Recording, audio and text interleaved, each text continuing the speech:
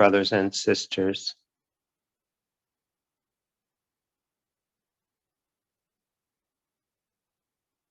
sometimes when this one works with his clients and brings up the idea of forgiveness, they object strongly. They say, wait 1 second, excuse me.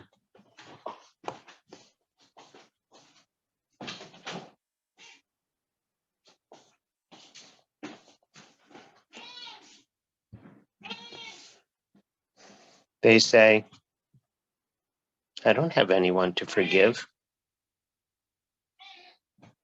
And he might say, well, what about your parents? And they say, I have a wonderful relationship with my parents. Yes, it was a little rough when I was a teenager, but who didn't have that experience? But I have a very close, wonderful relationship with my parents. And I don't think I have anything to forgive that I haven't already forgiven. And yet, they're having a difficult time, perhaps in their marriage, or with a boss, or with a coworker. And they don't see the relationship at all.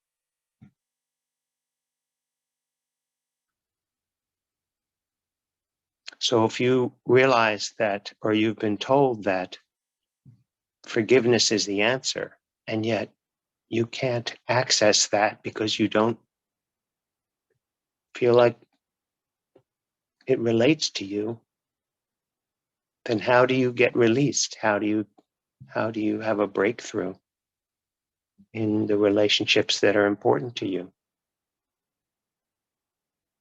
As it turns out, the parents that you now get along with are not the ones you need to forgive. The issues that people struggle with are from long ago, who knows, maybe lifetimes ago. And the parents are central to that, parents and siblings. But it's when you were growing up. That's when decisions were made. That's when conclusions were drawn. In many ways, the relationship with your parents when you're very young recapitulates the fall. It recapitulates the Adam and Eve story. At a certain point when you're young and you've lost your memory that you are divine, you're looking for God, and the place you find God is in your caregivers. Be there a mother, a father, a grandparent, someone. And that caregiver becomes God for you. And unfortunately, that caregiver, that mother or that father, was raised by a mother and a father going back and back, all of whom were not really aware of their godhood or their God nature. And so the raising of children is quite imperfect.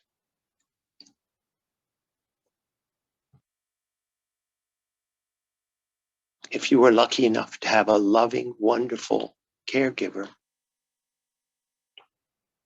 they could also die. And then you have issues of abandonment and a fear of intimacy.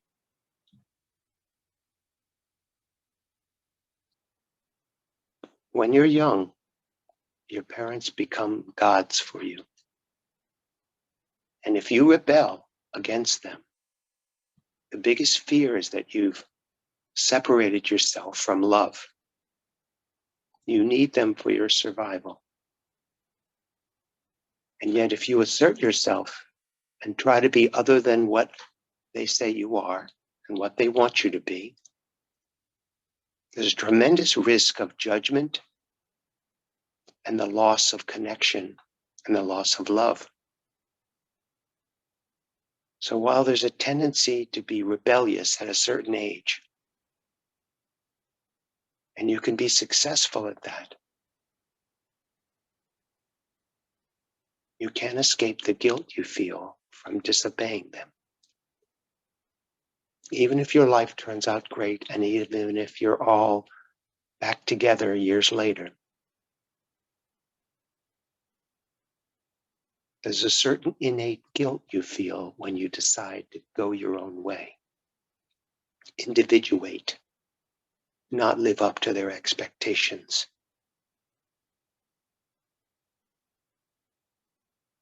And that separation that you feel in asserting your independence leads to guilt on some level.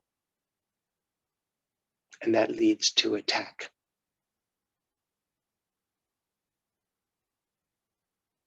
So the cycle repeats and repeats.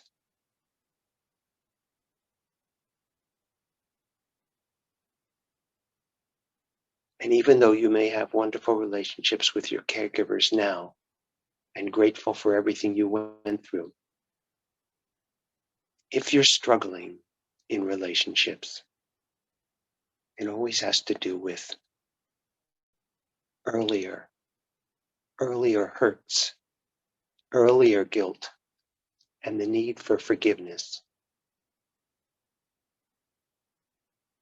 Forgiving them for not being perfect, and forgiving yourself for wanting to break away from them, or trying to be like them and still not having it work. This one had a client once who convinced him that his childhood was just about perfect. And this client was still having problems with his wife. And the client said, "Your theory doesn't hold water with me. I had an ideal childhood." And as he explained what his childhood was like, this one became convinced. "I see what you mean. Your mother and father were proud of you and thought you were the center of the universe, gave you everything you wanted. You pleased them by getting good grades. You did well. You were the baby of the family. So why is he so miserable in his marriage?" Well, it turns out that even if your parents do an incredible job of simulating God for you, unconditional love,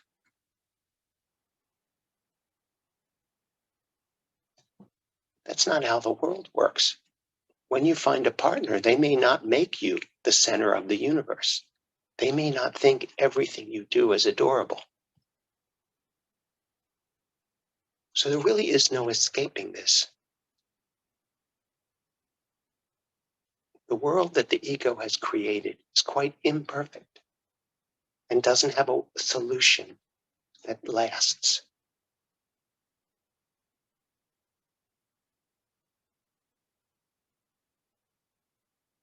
Allow yourself to be present to that which is not perfect. And let Holy Spirit transform all of your misgivings, all of your hurts, all of your fears, all of your unmet expectations, all of your thwarted intentions to love.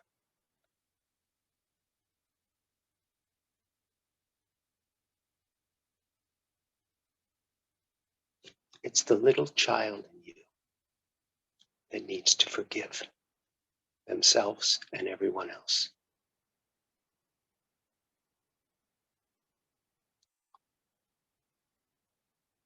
Be as gentle and as kind and as loving as you can to that child. Release your expectations that anyone else could do this for you.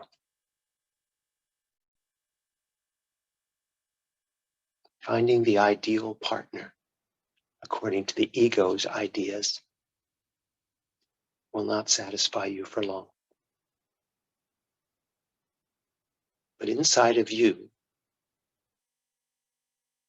is the Holy Spirit, which knows what love really is.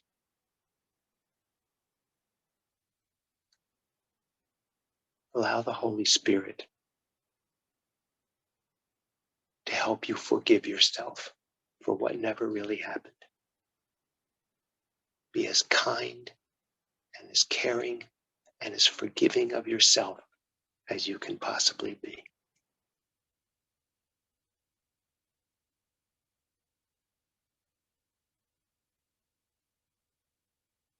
Your yearning for God is real, and the only mistake is believing that you could find that in another person or another circumstance or situation.